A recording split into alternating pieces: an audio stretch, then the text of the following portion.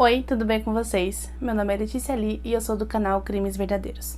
Hoje eu tô aqui no canal Fatos Reais para contar para vocês um caso que chocou os Estados Unidos e o mundo em 2018. Eu vou contar para vocês a história de uma família que parecia aos olhos da sociedade ser uma família muito feliz, uma família perfeita, uma família exemplo que todo mundo quer ter. Sabe aquela família capa de revista? Pois é, mas essa família acabou de um jeito trágico. E de um jeito que ninguém jamais esperaria acabar um dia. Conheçam hoje então o caso da família Watts.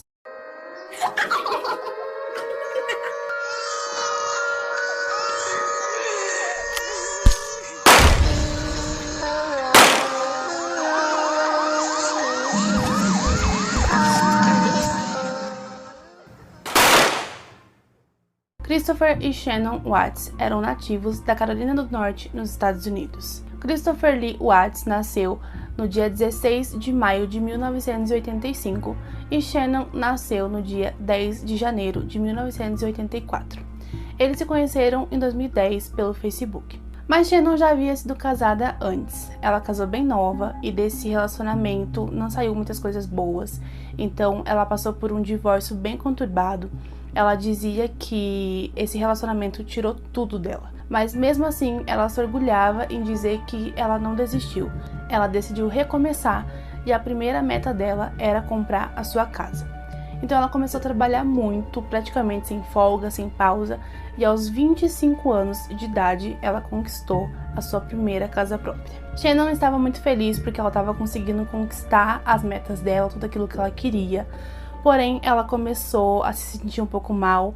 Ela dizia que ela se sentia como se estivesse sempre com gripe. Então, ela começou a notar também uma perda de cabelo muito significativa. Então, ela foi ao médico e logo depois da ida ao médico, ela foi diagnosticada com lúpus. Lúpus é uma doença autoimune e os médicos dizem que essa doença não tem cura. Então, a pessoa vive fazendo tratamento com medicamentos e tudo mais para tentar levar uma vida mais normal possível, mas dizem que o lúpus não tem cura. Shannon dizia que esses dias que sucederam a descoberta do lúpus foram um dos dias mais sombrios da vida dela, mas mesmo assim ela não deixou se abater. Ela também tinha uma família que amava muito, que sempre esteve do lado dela, dando força e tudo mais, e logo depois disso também ela conheceu Christopher. Shannon contava que já havia visto Christopher no Facebook, ali nas sugestões de amizade algumas vezes, mas ela nunca ligou muito, sempre via e ficava por isso mesmo. Certo dia, Christopher então resolveu mandar uma solicitação de amizade para Shannon e ela resolveu aceitar. Ela achou que fosse ser só mais um amigo de Facebook, então ela não viu problema nenhum nisso e aceitou então o seu pedido de amizade. Chris começou então a puxar assunto com ela, a investir numa amizade com ela, mas Shannon tentava sempre ignorar, afastar ele porque ela achava que ele merecia coisa melhor, enfim. Então, por mais que ela tentasse afastar ele continuava insistindo. Então eles começaram uma amizade muito legal, ele se mostrava sempre muito gentil, muito atencioso com ela, inclusive começou a ir em algumas consultas médicas com ela, e foi aí que Chris ganhou o coração de Shannon, se mostrando muito preocupado com ela, muito atencioso, e ela acabou se apaixonando perdidamente por Chris. Em 2012, eles resolveram então se casar. Então o casamento foi uma cerimônia bem bonita, os parentes estavam todos reunidos, aliás, quase todos. Alguns parentes de Chris não estiveram presentes na cerimônia, porque alguns deles, como a mãe e a irmã, elas não gostavam de Shannon. Elas achavam que ela não era a mulher ideal para Chris, então elas não gostavam muito do jeito dela também. Elas diziam que ela era muito mandona, então elas não se davam muito bem, então elas não foram ao casamento. Mesmo com isso, eles se casaram porque eles se gostavam muito. Então depois do casamento, eles fizeram uma viagem até o Colorado e eles simplesmente se apaixonaram pela cidade e resolveram que eles queriam morar lá no Colorado. Eles resolveram então vender a casa, aquela casa que Shannon havia comprado sozinha. Eles venderam e compraram então uma outra casa lá em Frederick, no Colorado. Eles se mudaram então em 2013 e ali no Colorado eles começaram então a aumentar a família. Em 17 de dezembro de 2013 nasceu Bella Watts, a primeira filha do casal. No dia 17 de maio de 2015 nasceu então Celeste Watts, a segunda filha do casal, também conhecida como Cissy. Eles moravam numa casa muito grande no Colorado, era uma casa de 5 quartos, então era uma casa bem confortável, eles viviam muito bem, aparentemente. Shannon gostava muito das redes sociais, então ela praticamente documentava toda a sua vida lá. Ela sempre estava postando muitas coisas, muitas fotos, muitos vídeos. Ela fazia inclusive lives onde aparecia ela, as meninas e também Chris. Ela gostava de falar da sua história de superação, contava sobre coisas da sua doença, coisas do seu passado, que ela superou, que agora ela tinha uma família linda, tinha um marido muito amoroso, muito dedicado, um ótimo pai. Ela sempre enaltecia Chris, dizendo que ela não podia ter dado pai melhor para suas filhas, então ela sempre estava postando que sua família era uma família muito feliz, muito perfeita, aquela família modelo que todo mundo quer ter, sabe? Então, essa era a família Watts para as pessoas, principalmente nas redes sociais. Chris trabalhava numa empresa de petróleo e Shannon trabalhava numa empresa de marketing de rede, então ela trabalhava em casa. Isso permitia com que ela pudesse ficar mais tempo com suas filhas. Chris e Shannon começaram a enfrentar então uma crise bem forte no casamento. Então Shannon começou a perceber que Chris estava se afastando muito dela, estava começando a ficar frio, não a procurava direito, além dele começar a ficar frio com as crianças também. Então ela começou a notar esse distanciamento do marido. E ela começou a questionar ele, e ele sempre dizia que não era nada com ela, que estava tudo bem, que as coisas iriam melhorar. Então ela começou a se questionar, ela se perguntava o que ela estava fazendo de errado, qual era o problema com ela, que ela estava causando aquele tipo de atitude no marido dela. Em 2018, Shannon descobriu então que estava grávida. Ela ficou muito feliz e ela viu nessa gravidez do terceiro filho uma possibilidade da família dela voltar a ser o que era antes, aquela família unida, aquela família feliz. Então ela contou a Chris, ela inclusive gravou tudo, postou nas redes sociais, e aparentemente Chris ficou feliz com a descoberta da nova gravidez do seu novo filho, e Shannon ficou bem animada, achando que realmente esse terceiro filho veio para melhorarem as coisas entre ela e o marido. As coisas entre eles ainda continuavam meio estranhas, eles continuavam um pouco distantes um do outro, então ela resolveu passar alguns dias, algumas semanas de férias na Carolina do Norte com sua família e também levar as crianças para verem os parentes de Chris. Ela e as meninas iriam ficar lá mais ou menos umas 6 semanas e Chris, como não poderia ir porque estaria trabalhando, ele iria somente na última semana para ficar com as meninas, com a esposa e também para rever os familiares e amigos. Durante essa viagem, Shannon percebeu o marido cada vez mais distante, então ele mal atendia as ligações dela enquanto ela estava viajando. Shannon tinha uma amiga, a Nicole, era uma amiga de trabalho e também uma amiga muito confidente dela. E ela estava dizendo para essa amiga o quanto ela estava triste, o quanto ela estava angustiada com toda essa situação. Ela dizia que percebia que Chris estava cada vez mais longe dela e de sua família, então ela disse que a vontade dela era só chorar. Na última semana de viagem, então, Chris foi até a Carolina do Norte, mas o reencontro deles não foi assim tão amoroso quanto Shannon achou que seria depois de 5 semanas sem se verem. Eles então voltaram para casa depois dessa viagem de 6 semanas, e então Shannon teve que fazer uma pequena viagem a trabalho para o Arizona. Seria uma viagem de poucos dias, então Chris ficou com as meninas em casa e ela viajou então a trabalho. Essa amiga dela, Nicole, estava junto porque elas trabalhavam juntas, e Nicole disse que durante essa viagem Shannon praticamente não comia nada, ela ficava triste pelos cantos, sozinha, isolada. Praticamente tiveram que obrigar ela a comer porque ela não queria comer, ela dizia que não tinha apetite nenhum, enfim. Ela estava se tornando uma mulher muito depressiva, muito triste, e a amiga estava começando a ficar preocupada com ela. No dia 13 de agosto, elas chegaram dessa viagem do Arizona, então Nicole deixou Shannon em casa por volta das 2 horas da manhã. Antes de chegar em casa, Shannon disse para Nicole que no dia seguinte que ela iria para uma consulta médica, dizendo que ela realmente não estava se sentindo muito bem e que ela estava preocupada com o bebê, então seria melhor ela ir a essa consulta, e aí depois ela se falava. No dia seguinte, então, por volta das 9h30, Nicole passou mensagem para Shannon perguntando como havia sido a consulta, se ela estava bem, mas Shannon não respondeu nenhuma mensagem de Nicole. Nicole então ligou para ela, porém o celular dela só dava desligado. É dito em algumas matérias que no final da manhã Shannon teria uma reunião de trabalho e ela não compareceu a essa reunião. E a amiga disse que ela jamais faltaria algum compromisso de trabalho, e se acontecesse ela faltar, ela com certeza avisaria antes e não sumiria assim do nada. Então Nicole ficou muito preocupada e resolveu ir então até a casa de Shannon ver se estava tudo bem.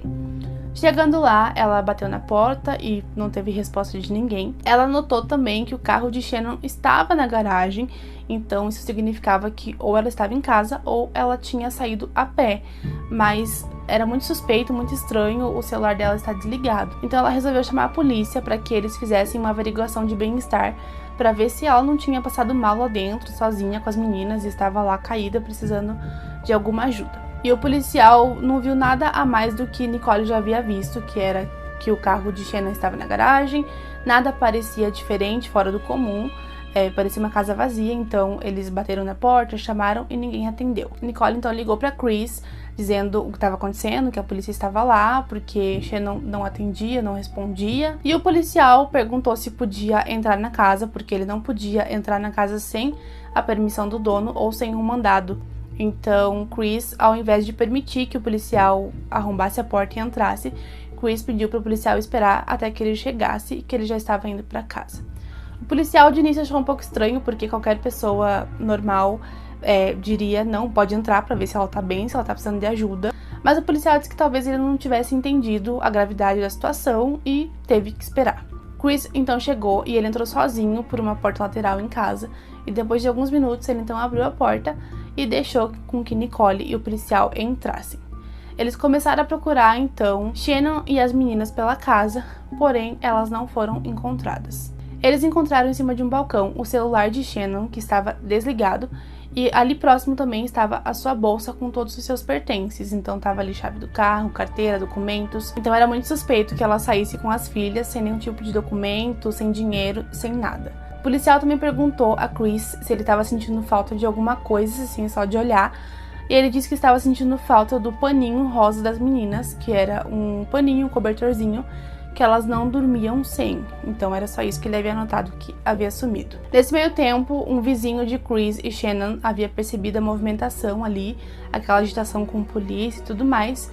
E ele disse que a casa dele tinha uma câmera de segurança que pegava ali um pouquinho da casa de Chris e Shannon, e ofereceu para que o policial e Chris assistissem a gravação para ver se ele podia ajudar de alguma forma. Eles foram então à casa desse vizinho, e quando Chris começou a assistir a gravação, ele começou a mudar o comportamento dele.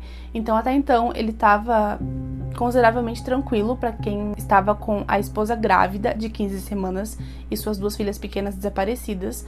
Mas até aí tudo bem, porque cada pessoa reage de um jeito diferente, né? Mas quando ele começou a assistir a gravação, ele começou a ficar bem nervoso, ele começou a ficar agitado, colocando a mão na cabeça. E aí deu pra ver mais ou menos que ele colocou alguma coisa dentro do carro.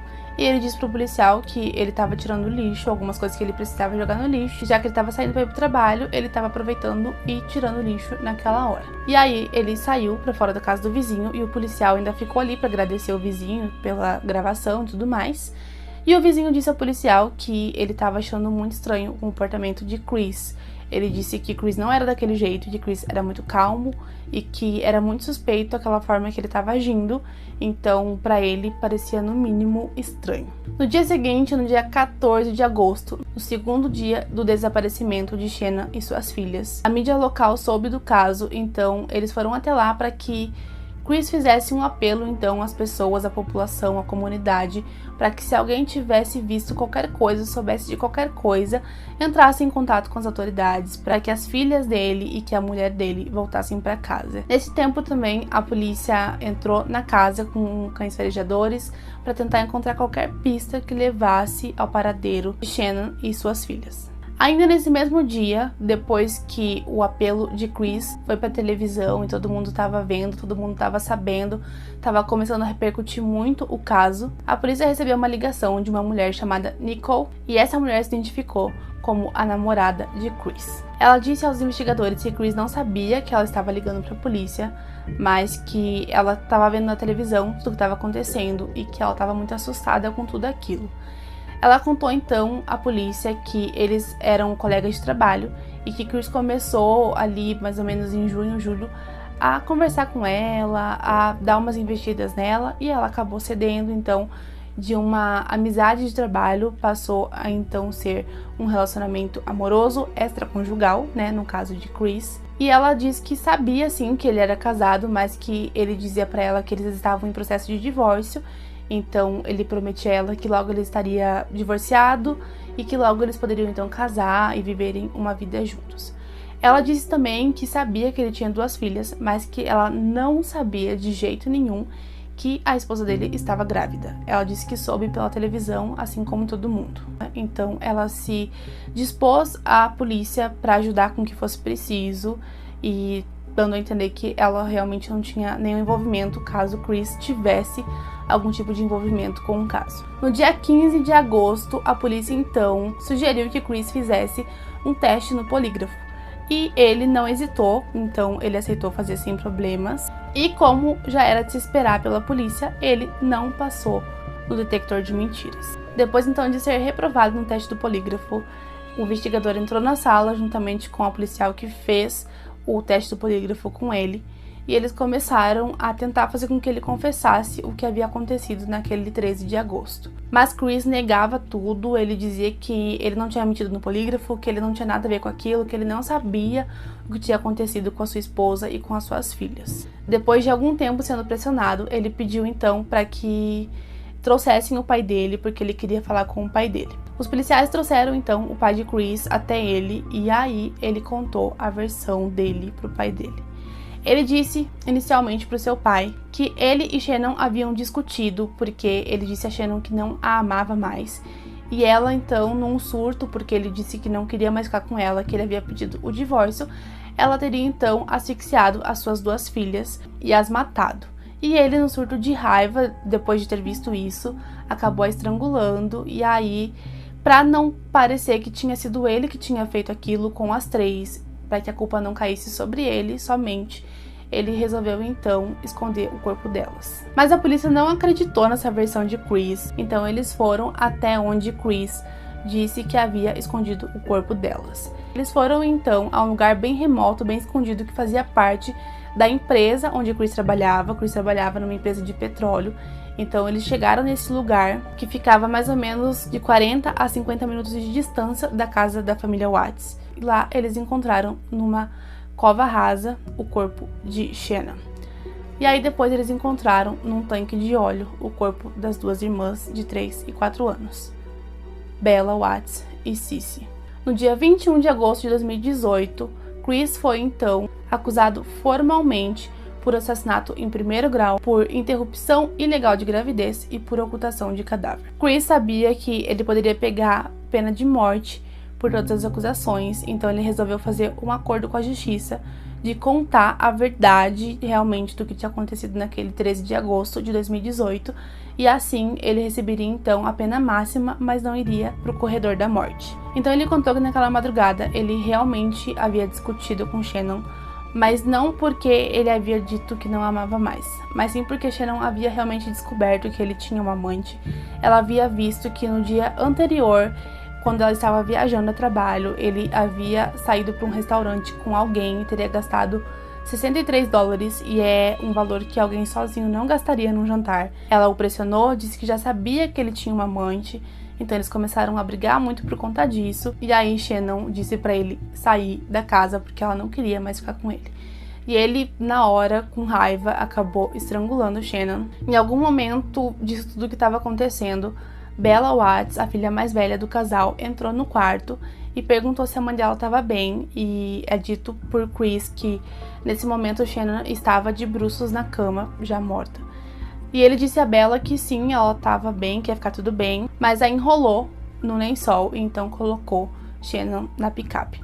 Depois ele pegou Bella e Cissy, colocou no banco de trás da sua caminhonete. Ele disse que dirigiu por mais ou menos 45 a 50 minutos até aquele local da empresa onde haviam tonéis de óleo, e ele disse que as meninas foram atrás, no banco de trás da picape, meio que dormindo, mas estavam abraçadinhas com o cobertorzinho rosa delas, sem entender o que estava acontecendo. Chegando lá, ele então cavou uma cova rasa e enterrou Shannon lá dentro. Depois ele pegou Cissy, a sua filha mais nova de 3 anos, pegou o cobertorzinho rosa dela, colocou sobre o seu rosto e a sufocou. Depois ele pegou Bella e fez a mesma coisa, e ele disse que as últimas palavras de Bella foram: "Não, papai". Depois disso, ele escondeu o corpo das meninas num tanque cheio de óleo e foi trabalhar como se nada tivesse acontecido. Em 19 de novembro de 2019, foi então o julgamento de Christopher Watts. Ele foi condenado a 5 penas perpétuas e mais 84 anos por interrupção ilegal de gravidez e por ocultação de cadáver. Em 3 de dezembro de 2019, ele foi transferido para fora do estado por questões de segurança. Conta pra gente aqui nos comentários se você já conhecia esse caso. Esse caso repercutiu muito nos Estados Unidos e no mundo todo. É um caso recente, então provavelmente você já deve ter ouvido falar sobre ele. Se você ainda não tinha ouvido falar sobre ele, comenta aqui o que você achou. Comenta aqui sugestões de casos pra gente trazer pra vocês aqui também. Não esquece de deixar o seu like pra gente, porque vai ajudar bastante na divulgação do vídeo. Se você é novo, se inscreve no canal. Não esquece de ativar o sininho também pra você não perder nenhum conteúdo que é postado aqui no canal Fatos Reais. E eu vou ficando por aqui, gente. Até o próximo vídeo. Tchau!